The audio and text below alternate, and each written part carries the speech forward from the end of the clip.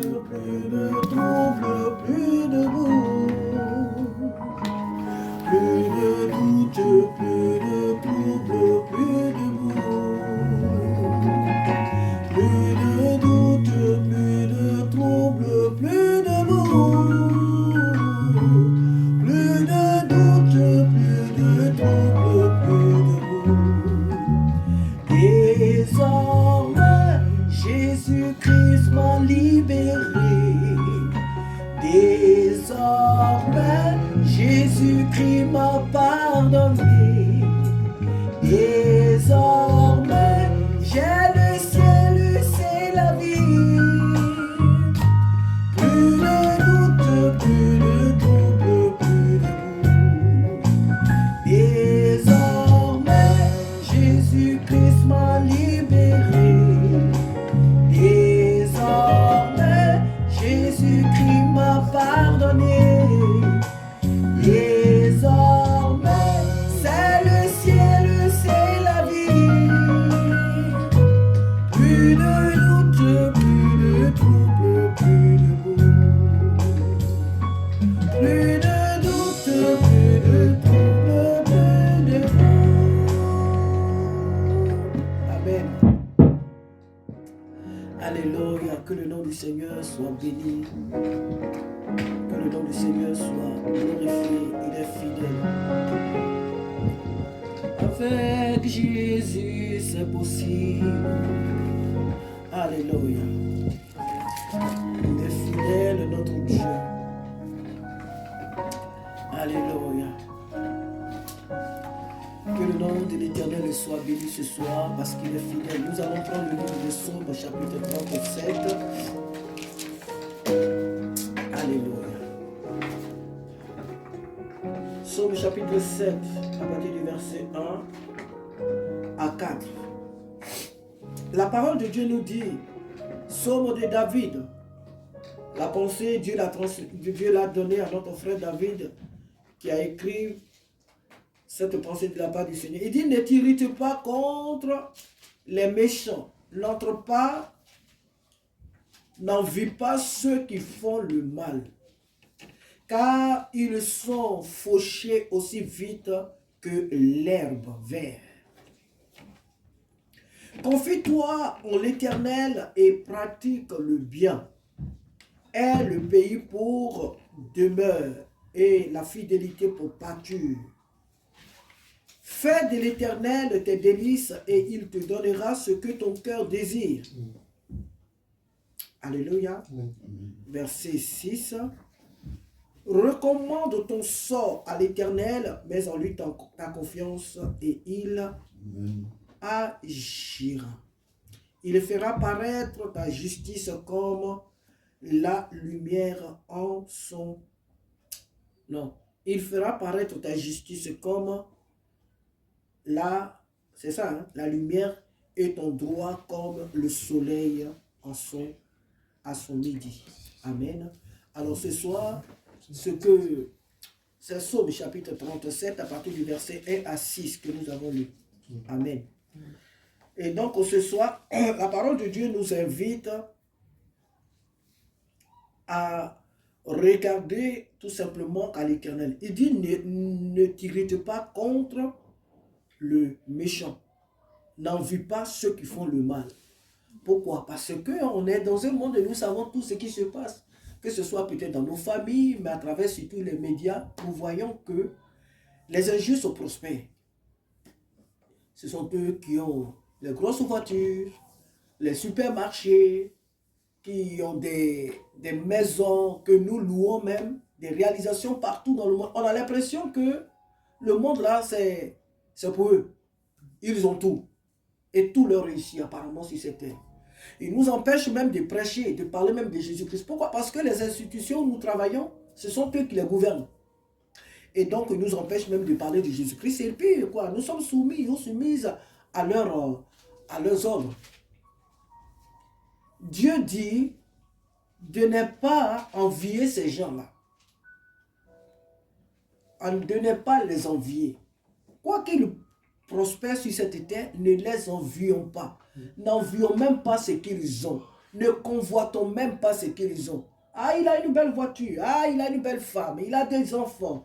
Ah, tous ses enfants sont des hauts cadres. Beaucoup sont des ministres. Tel est aussi. Ses enfants sont... On dit leur papa, c'est un marabout. Tous les enfants sont des hauts cadres. Dieu dit, ces gens-là, il ne faut même pas les envier. Même s'il te manque de l'argent, même si tu vis dans une grotte là, même si toi, tu prends tous les jours le bus, que tu n'as pas de voiture, tu n'as pas de permis, même si toi, tu n'as pas de beaux habits, que tous tes habits, tu les achetais peut-être dans les friperies, si on peut dire ça comme ça, ce qu'un enfant de Dieu ne devrait même pas faire, les friperies. Mais ce sont des exemples. Amen. Oui. Et que même tes habits, tu les achètes à Zeman ou Kiabi ou je ne sais pas, n'envie pas ces gens-là. Et Dieu dit de ne pas les envier parce que ce sont des méchants. Et nous avons dit plusieurs fois ici que les méchants, Dieu n'appelle pas le méchant celui qui n'a pas envie de te donner à boire. Il est méchant certainement. Celui qui refuse de partager, il est méchant ou qu'elle est méchante. Le refus de partager ce qu'on a ou ce qu'on sait, parce qu'il y a des personnes qui ont du savoir mais qui refusent de transmettre. Donc ces méchants-là, Dieu dit de ne pas les envier. Donc les méchants, il n'y a pas que. Le méchant ici que Dieu vise premièrement, c'est celui-là qui refuse d'accepter Jésus comme son Seigneur et son Sauveur. Parce qu'il ne veut pas le sacrifice que Dieu a fait pour son salut. Donc c'est un être méchant. C'est un être méchant qui n'accepte pas le don de Dieu et qui ira en enfer. Donc Dieu le traite méchant. Et tous les méchants iront en enfer. Or, ce n'est pas là-bas que Dieu le veut. Donc voici d'abord le méchant. Et Dieu dit, tu n'es pas les envier. Pourquoi? Parce que leur chemin, c'est l'enfer. En suivant, il dit, car ils sont fauchés comme vite. Ils sont fauchés vite que l'herbe et ils se flétrissent comme le gazon vert. On peut voir à travers ce monde, la plupart des gens que nous connaissons, des hautes personnalités et tout, tu vas voir la personne avant de couper un poste, un ou poste, on voit la personne, elle est bien belle et tout. Mais dès qu'elle s'assoit sur le banc net là, c'est des maladies qu'on voit. Et certains ont des cancers, d'autres ont des prostates. Mais il y a beaucoup de choses que ces personnes ont. Le cadeau que leur offre celui auquel ils obéissent, c'est des maladies. Des maladies même que les pauvres gens qui n'ont même pas à manger n'ont pas. Alors qu'ils ont des milliards. Mais leur vie se résume qu'à des maladies. Des maladies incurables. Et ce qui déforme leur apparence. Les maladies qu'ils ont ou qu'elles ont déforment leur apparence. Elles vieillissent. Moi, je dis souvent que on avait chez nous un grand-père, le frère de notre père, de notre grand-père. Et cet homme-là, il faisait tellement de mal dans la famille que les gens, même nous, quand on était enfants, on se demandait quand est-ce que cet homme-là va mourir. Ses propres enfants, il les tuait. Donc, quand est-ce que cet homme... Et il a vécu longtemps. Donc, tu vois, souvent quand les gens qui font le mal... Ici, la Bible dit que ces hommes-là, leur vie est une vie momentanée. Ils passent aussi vite comme l'herbe et puis flétrissent, c'est vrai. Mais quand tu regardes dans la logique ou la réalité des choses, la plupart des méchants vivent longtemps. Ils vivent longtemps. Mais parce que devant Dieu, un jour est comme 1000 ans. Donc ces gens-là vivent longtemps. Mais d'abord, que cherche Dieu dans la vie de ces hommes? Quand nous voyons qu'ils vivent longtemps, c'est parce que Dieu les veut à lui. Dieu veut leur faire grâce. Dieu veut qu'ils vivent longtemps pour le connaître. Mais malheureusement, la plupart d'entre eux, de ces méchants, refusent de connaître Dieu et ils meurent dans l'ignorance. Mais donc, Dieu nous dit ce soir qu'ils flétrissent vite comme l'herbe, ils flétrissent comme du gazon vert, bon, comme le gazon, ils passent en un mot, leur vie est une vie courte sur cette terre. Donc, nous n'avons pas à les envier. Et ensuite, pour finir, le Seigneur nous donne, il nous montre le chemin. Il dit, confie-toi en l'Éternel et pratique le bien. Le chrétien ne doit jamais être fatigué de faire du bien. Parce que nous sommes nés du bien. Parce que nous sommes du bien. Parce que c'est celui qui a créé le bien qui nous a créé. Donc chaque enfant qui ressemble à son père, aucun enfant ne va jamais dire je vais changer mon sang. Comme on a vu avec Michael Jackson de son vivant qui s'était coloré le corps et tout, alors qu'il est noir. On a vu sa fin. Un enfant ne peut pas dire je ne suis pas de cet homme alors que tu portes son sang. Donc nous sommes nés de Dieu. Et qui dit être né de Dieu veut dire être né du bien. Et l'enfant de Dieu, s'il fait du mal, au contraire, il devait être triste.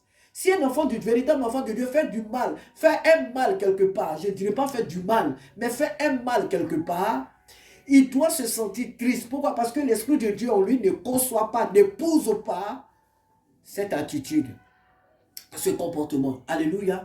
L'enfant de Dieu est né pour faire le bien. Nous sommes nés de Dieu pour faire le bien. Et la Bible nous dit ce soir de pratiquer. Il ne nous dit pas tout simplement, il dit pratique le bien. C'est une vie sans fin. C'est une vie continuelle. Il dit, fais, pratique le bien et aide le pays pour pratiquer le pays. Le pays, c'est quoi? C'est le comportement. C'est la vie. C'est le droit que Dieu nous a donné. C'est le lieu où on peut aussi dire que c'est le lieu d'habitation que Dieu t'a donné de posséder. Car tout lieu qu'on foulera la plante de nos pieds, Dieu nous le donne. Donc, aide le pays pour partir. Et ensuite, le Seigneur dit quoi? Il dit, et la fidélité pour partir. La fidélité pour partir. Il dit, fais de l'Éternel tes délices, et il te donnera ce que ton cœur désire. Même mot, Dieu doit être ici notre priorité. C'est tout. En toute chose, Dieu doit être ta priorité. Si tu es chrétien ou chrétienne et puis Dieu n'est pas ta priorité. Sa priorité, c'est quoi? Je viens du travail, la première des choses, c'est de prier. Dis merci à Dieu. Avant d'aller m'asseoir devant ma télévision, garde-moi ou bien de vaquer, à chercher à manger. Ah, aujourd'hui, j'ai fait. Non, tu reviens du travail, la première des choses, c'est merci Seigneur, toi qui m'as conduit au travail ce matin, qui m'a ramené. Merci. Est-ce que j'ai fait une chose qui ne t'a pas plu? Seigneur, pardonne-moi tout ce que j'ai pu faire au travail, tout ce que j'ai pu faire sur la route qui n'a pas glorifié ton nom. Pardonne-moi. Tu as préparé à manger, tu dois manger. Seigneur, merci pour cette nourriture. Donc tout ce que tu dois faire, Dieu doit être ta priorité. C'est ça, faire de l'Éternel ses délices. Considérer Dieu en toutes choses. L'inviter en toutes choses. On ne s'avance pas et puis, oh Seigneur, tu me trouves en chemin. Non. Fais de l'Éternel tes délices. Il te donnera, et quoi? Il te donnera ce que ton cœur désire. Je crois que c'est ça. Fais de l'Éternel tes délices et il te donnera ce que ton cœur désire. Et ensuite, il dit quoi? Recommande ton sort à l'Éternel. En un mot, tu es chrétien. C'est vrai que les méchants prospèrent. C'est vrai que les méchants autour. Mais si tu te confies à l'Éternel, Dieu peut te faire du bien. Dieu peut te donner ces choses-là aussi. Le Dieu ne t'a pas créé pour que tu sois misérable. Pour que tu sois en train d'envier les autres. Non.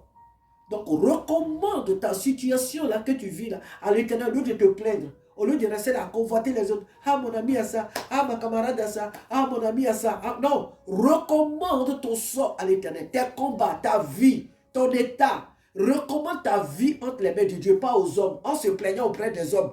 Ah, vraiment, voilà mes problèmes. Ah, voilà, je ne peux plus. Ah, je n'y arrive pas. Ah, au lieu de te plaindre, recommande-toi à ton Créateur, celui qui t'a mis sur la terre. Fais-lui connaître toi tes besoins. Et quoi? Il agira. Amen. Que Dieu nous aide ce soir, hein, des chrétiens ayant les regards, des chrétiens qui fixent leur regard sur le Seigneur et non pas sur les hommes. N'envions pas ce monde parce qu'effectivement, vu que leur temps est court, on a l'impression que chaque jour ils prospèrent. Ils n'ont qu'à aller dans leur prospérité. Ils n'ont qu'à aller dans leur prospérité. Alléluia. Ils n'ont qu'à aller dans leur prospérité. Nous avons Dieu, donc nous avons tout plus qu'eux. Donc que Dieu nous aide à fixer nos regards sur lui, à ne pas envier ce monde, parce que tout ce qu'ils ont là, c'est la mort. C'est la mort, c'est la honte, la perdition. Nous avons Christ, nous avons Jésus. En lui, nous avons plus que tout. Amen. Que son nom soit béni ce soir. Amen. Donc le message, c'est fixer les regards que sur Jésus et non sur les hommes. Amen.